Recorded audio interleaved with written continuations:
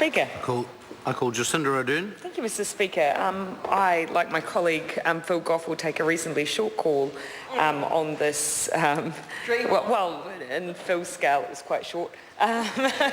On this bill, not least because there is some urgency around the crimes match fixing amendment bill, and actually my colleague, the Honourable Phil Goff, made a very good point for a bill that we obviously have some urgency around because we have both the hosting of the Cricket World Cup and the FIFA Under-20s coming our way.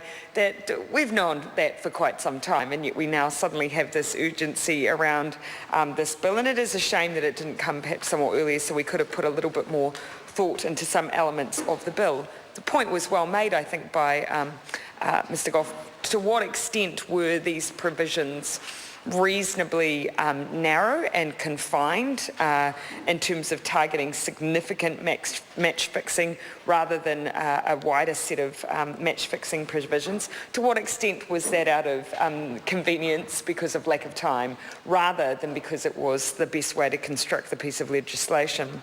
I note therefore that in the bill the government has suggested it believes that other forms of match fixing, what I guess you could call lower level forms, although all forms of match fixing has a detrimental effect on the perception of sports and sporting fixtures in New Zealand, and that's harmful regardless of scale. But leaving that aside, the government has suggested that they believe other forms can be dealt with by code of conduct and through governance from relevant governing bodies in sport for each of the sporting codes.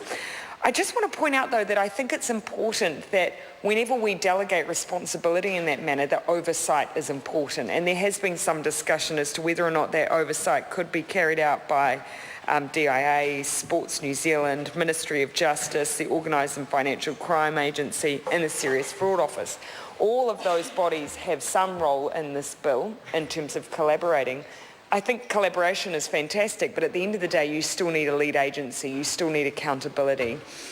And I guess my concern is that if we are discharging some responsibility for lower level monitoring of match fixing, there does need to be some direction as to who is going to keep that oversight. Given that Sports New Zealand, as has been said by members on the opposite side of the House, will have a role in coordinating some of the rules that sporting bodies may adopt, then perhaps them having a role reporting to the Minister as to how those codes are being implemented and generally whether or not they think there might be a need for further primary legislation would be a useful thing. Again, a shame that we haven't had the ability to explore that in more detail, and as has been pointed out in this House numerous times, it's disappointing that representatives from various sporting codes were not even able to submit. It was not considered useful.